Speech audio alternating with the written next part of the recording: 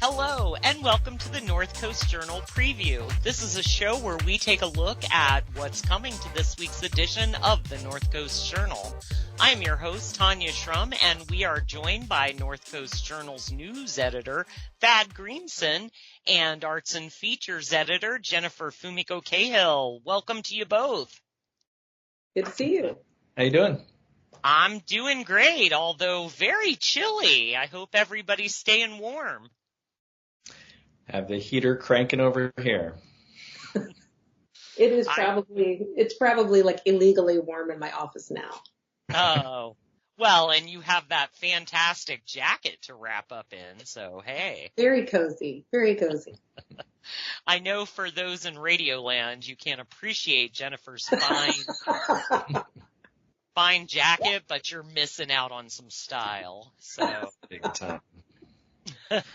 Is reason enough to catch the video version. Exactly. Always go to YouTube a couple of days later and check out what Jennifer is rocking this week. I'm going to start wearing like weird signs and stuff. Start planting messages in my background for everyone. We'll turn it into a mystery. Oh, exactly. Easter eggs abound. All right. Well, Thad, why don't you fill us in on the Crossroads coming to this week's cover story?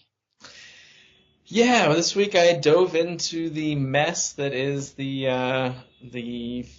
immediate future of the Humboldt County Fair Association as it determines what to do about horse racing in August. So this is a story that we've been covering kind of in detail week to week for the Ferndale Enterprise, our sister paper, and just kind of got to the point where we decided it was kind of time to bring the conversation to, Humboldt County readers as a whole. Excuse me, the Fair Association, I think folks who have followed closely kind of know that the Fair Association has been in some turmoil going back quite some time. So, of course, there's the embezzlement allegations against his former bookkeeper, Nina Taffarella, who's now pled guilty to federal wire fraud counts and is due to be sentenced in August. But she stole $430,000 from the association over the course of a couple years. And that has led to a lot of financial and bookkeeping kind of turmoil for the association. But really, the association has been struggling since well before that to make ends meet and to make the fair profitable enough as an annual event that it kind of carried the association and maintenance of the fairgrounds through the rest of the year. And really the only reason that that money that was there for Nina Taffarella to embezzle was because the Fair Association had gotten some COVID relief monies, so kind of a big lump sum of income of funding.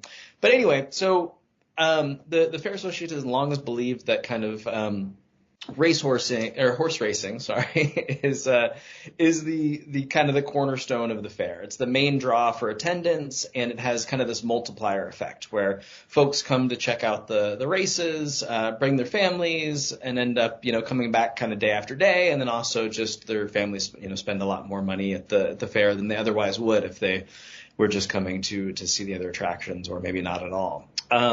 So that theory, though, has been kind of hard for the association to quantify, partly because of some bookkeeping turmoil, but it's just had a really hard time kind of quantifying that believed impact, that believed kind of multiplier impact of racing. But what's become clear in recent years is that racing itself is kind of operating just right on the border, a little bit at a loss, maybe a little bit in the black, but has not been a big moneymaker. And it is a huge ordeal to orchestrate the horse races every year. They have to figure out, bring in horses from all over the state and into Oregon to compete in these races. And kind of as this has been going on over the last couple of years, the horse racing industry nationwide, but especially in Northern California, has just been in decline.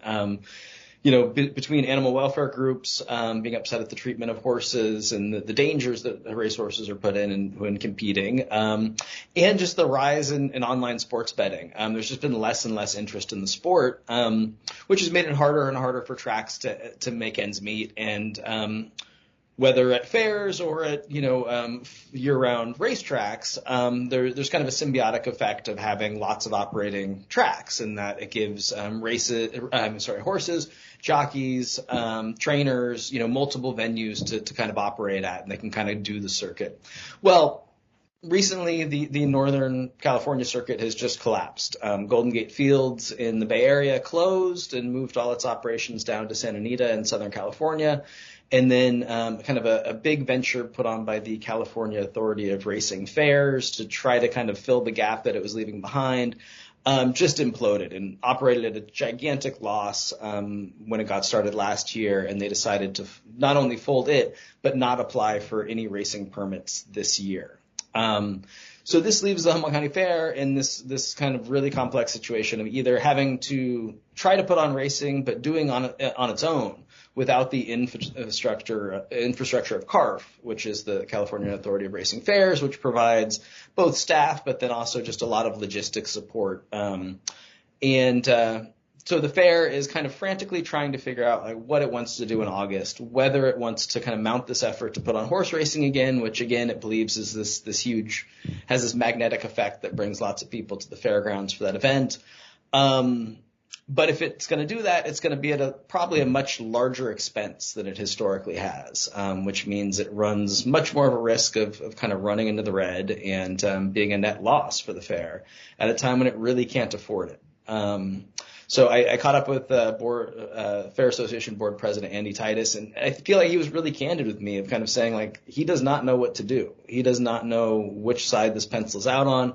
He is very scared for the future of the fair at all. And he said pretty pointedly to me, I'm afraid if we have a fair without racing, the attendance will be down so far that it won't, it'll be a loss and the fair will go under.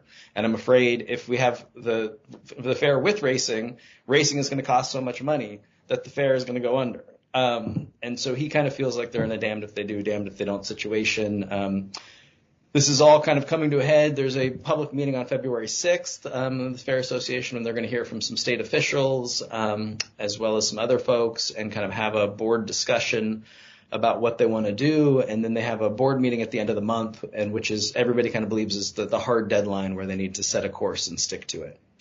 But it seems at a minimum that they're going to shrink the fair from 2 weeks to one, so it'll be a 5-day fair this year. And again, the big question is just whether racing will be there or not. And the public can attend this meeting via Zoom, correct? It is, yeah. So if you go to the Humboldt County Fair Association website, there will be a Zoom link there, and you can attend, and there will be an opportunity to comment. That's definitely a difficult decision, I'm sure, when they feel that racing is a cornerstone to the fair. Yeah, I having both covered the Fair Association for segments over the last couple of years, and then just editing a lot of Fair Association coverage with the Enterprise. I don't feel for them. They have been in a tough situation. This is like local planning commissions and stuff. I mean, this is an entirely volunteer position. So these people are, putting in their time because they care about the fair as a, iconic local event, and want to see it maintained. And, between the embezzlement and just the confusion that caused, and the very necessary kind of re-examining all of its bookkeeping practices and financial disclosure practices, to just navigating the changing financial realities around the fair. I think they've been in a tough spot, and will continue to be, honestly. Well, thank you for that story, Thad. I'm going to come back to you for a news story. And I encourage everybody to pick up this week's journal and read the entire story and participate in that Zoom if it's something you're passionate about. And with that, thank you. Thank you, Thad. And with that, we're going to go over to Jennifer to talk about what's coming to the table this crab season. Yes, I am very excited about what is coming to the docks, which is crab. Have you had crab yet this year? Not this year, no. Or you got to get out there, because it is good this year. I mean, I think it's always good. I always love it. But, take a moment, shout out to Dungeness crab. queen of the sea. What's up, girl? Not only is she delicious and meaty, but I have eaten crab in Maryland and in Asia and, a bunch of places. And I'm sorry, it is the best crab. It is the best crab. And I didn't at first believe my husband, who is a Humboldt guy, when we were on the East Coast, and he told me it was better than lobster, and I did not believe him, but he was right. Dungeness crab is fantastic. So the thing about the crab season, right, we're always hearing about delays in the season. We're always hearing about domoic acid curtailing the season, which also tragically does not allow me to eat the guts and whatnot. But this year is kind of a good, I'm knocking wood, year for crab and for people who fish crab. So I got to talk to a couple of fishers, and also I got to speak with Harrison Ibach, who is the Humboldt Fishermen's Marketing Association president. And we talked about how things have changed for people who fish for crab. And it's somebody referred to it as a trifecta of good news for crab. Nothing's easy, nothing's perfect. It is still a wild job where you go out on the sea, and if it gets rough, how did Kevin Pinto of the Jenna Lee describe it to me? He said, think of being held upside down and trying to work with somebody swinging you around. You're on a moving platform. And also, delightful fisher out of Trinidad, Dahlia Lerma Ragland, said that sometimes you're sideways, like you're just sideways on the boat. And she described she's laughing while she's telling me this. She was like, yeah, I was saying to, another guy on the crew, I was like, yeah, at least we know we're alive. And I was like, yeah, I guess. But anyway, so thinking about that work and thinking about, what it takes to bring fish in, and kind of the natural fluctuations of when there is fish, when there isn't fish, right? It is really something that we have, and there are a bunch of factors involved in this. We have a season with crab that are pretty big, and the shells are really full, really like just bursting with meat. And they are being bought at the docks by companies for $7 a pound. If you haven't been keeping track of crab prices, we've had years recently where they were in the $2 a pound range. This is devastating for people who make their living, their year-round living largely just during the crab season. And, the difference you can imagine when you're talking about thousands of pounds, the difference between bringing in, say, $3.25 a pound and $7 a pound is vast. So I got to talk to some folks about it. One thing that really changed and is very different this year is hoists. One of the first stories that I did for the journal was about the new hoist that they put in on the dock at the foot of C Street. And it was a big deal because it was public. And you could, bring in your crab that way. And the thing that blew my mind about this year's story is that there are two new public hoists, or two new hoists that the Marketing Association has leased from the city of Eureka. And because they have those hoists, they are able to bring in other buyers. And the association basically negotiates on behalf of Humboldt fishers and basically is able to bargain for a better price for fish, right? So they were able to bring in some new buyers. So we don't just have the usual big three of Pacific Seafood, Kaido Fisheries, and South Bend Products. Especially Pacific Food is, a big buyer. That's a small group of companies to determine a price with. But now they have other companies like Fathom Seafood and Southern Cal Seafood. And the more competition, you remember this from economics, the more competition there is, they can raise the price a little bit, right? Also, the amount of crab that's coming in from other places like Alaska, Canada, other places up and down the coast, they just haven't been doing the kind of numbers that would make crab cheap. And it's crazy, right? You think to yourself, I'm sideways on a platform, someone's swinging me upside down, and I'm trying to bring in this crab. It's so dangerous that they made a reality TV show about it. But the thing that changes the price is the last 20 meters getting the crab off of your boat, onto the hoist, and onto the dock is what changes the price so much. And of course, availability. Of course, the fact that we've had good weather and they've been able to go out more. But it was really fascinating to talk to folks and to talk to them about, how their lives have been changed by the availability of crab, the shortening of seasons. I'm sure you remember back in the day, you used to be able to get crab for Christmas dinner every year. That has changed. And not only are the seasons shorter because of concerns about whale entanglement and sometimes domoic acid or the weight of the crabs and things like that, but sometimes they end early too. And so that season that used to be December to July is no longer a guarantee. They have to fish hard while they can and make the money they're going to make while they can. For us, it is, as consumers, it's one of those moments where you have to stop and appreciate what you're getting, the labor that it took to get you this wonderful meal and this thing that is very much a Humboldt tradition.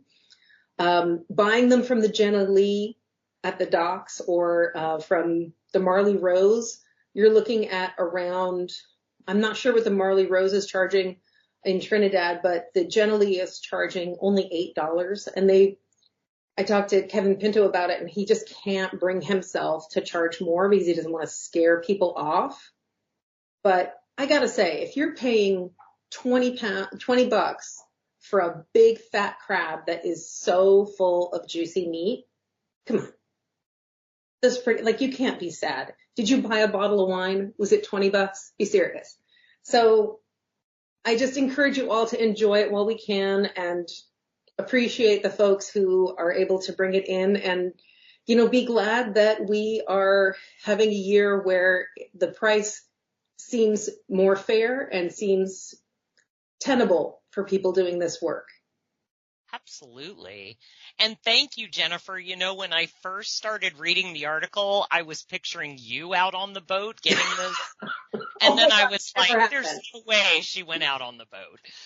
Never happened. I went on a fishing boat once in Long Island. Huge mistake. Not the life for me. Yeah, definitely. To be on land. I will pick a crab for you, but I am not going out on that boat. Well, thank you for reporting on what's coming to the docks for us. And with that, we are going to pivot back to Thad. He has a news story to button our show this week. And Thad, want to fill us in on Annie Two's?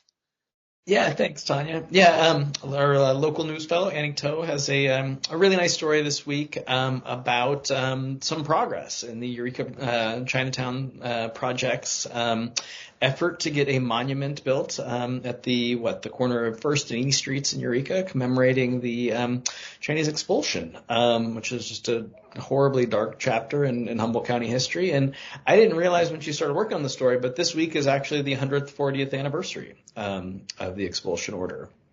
I also didn't realize until reading Annie's reporting for the paper that I had always kind of understood that expulsion order kind of stemmed from this shooting of a Eureka City Council member, David Kindle, on February 6th, 1885, that he was shot kind of by a stray bullet in a shootout, and an angry mob of white men blamed Chinese residents for the shooting, and then kind of insisted that they be rounded up and were threatening violence, and so the council, signed this expulsion order demanding that they be removed within 24 hours or face violence.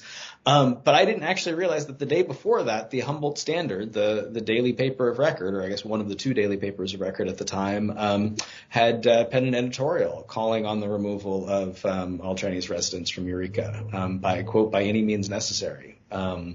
So I didn't realize that this effort was already underway. But anyway, The expulsion order was signed February 6th and then was executed over the ensuing 3 days. I think it was finally February 9th when hundreds of local Chinese residents were boarded on a steamship for San Francisco.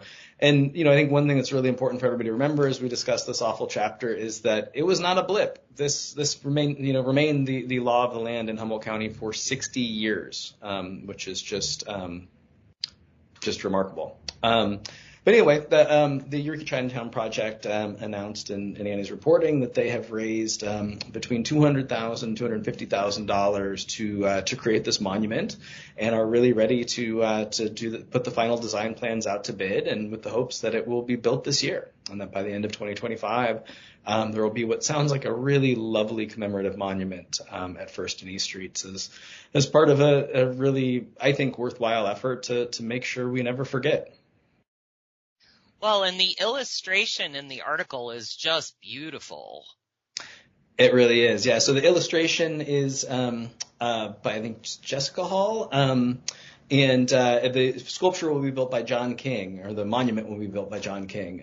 But yeah, it looks really lovely, and it's I really encourage everybody to read Annie's reporting because it really walks through the thought process, and it's a really there's a lot of intentionality behind the design, behind the elements they wanted to include. It is somewhat of a timeline of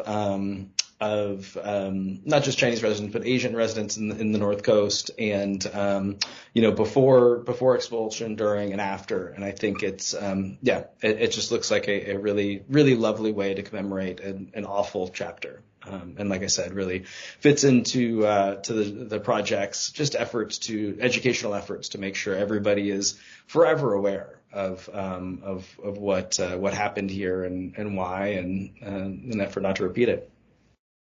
I just want to toss in that it's especially wonderful to see now when we are seeing the current, administration's obsession with deportation and obsession with creating basically a white ethno-state in America, de facto. So it seems like this is a good time to stop and think about the contributing forces that, came together to lead to that by any means necessary editorial, and to this expulsion that was so tragic and heartbreaking for so many people. And to remember that there were a lot of people who resisted, people who did not, lay down and take that. She talks about the Wing Hing lawsuit in her story, and I was really glad that she included that. It's something that everybody should know about. Yeah, go ahead, Thad. Sorry. I was going to say, yeah, and on that note, I was really pleased to learn that the project is, once the monument is finished, the Eureka Chinatown project is really pivoting to both to some efforts in Arcata, but then also is working with local schools, College of the Redwoods and Cal Poly Humboldt, to incorporate, this sad chapter of local history and local curriculums, which kind of stunned to learn isn't already commonplace, but certainly that's a change that needs to be made. Absolutely. And I encourage everybody to read the article from Annie and just look at what we have coming in the future. I think it's going to be a beautiful addition to Eureka's downtown. And I also really appreciated the quote, and I'm going to forget who they were speaking to, that talked about a Chinatown coming back to Eureka, and that they would hope that, a Chinatown in the past was a place where you could have sanctuary together, and hopefully in the future that no one would need sanctuary from one another. And I thought that was a beautiful thought in the article. I agree. That was Sherry Wu, a steering committee member. Thank you. I absolutely agree with that. Thank you. Well, and thank you to you both for reporting and filling us in on what's coming to this week's edition. That wraps up our time. The current edition of the North Coast Journal is available on newsstands now. Pick up your copy today, read it cover to cover, or, of course, you can find it digitally at northcoastjournal.com. I am Tanya Shrum. Thanks for staying cozy and being with us here in our North Coast community.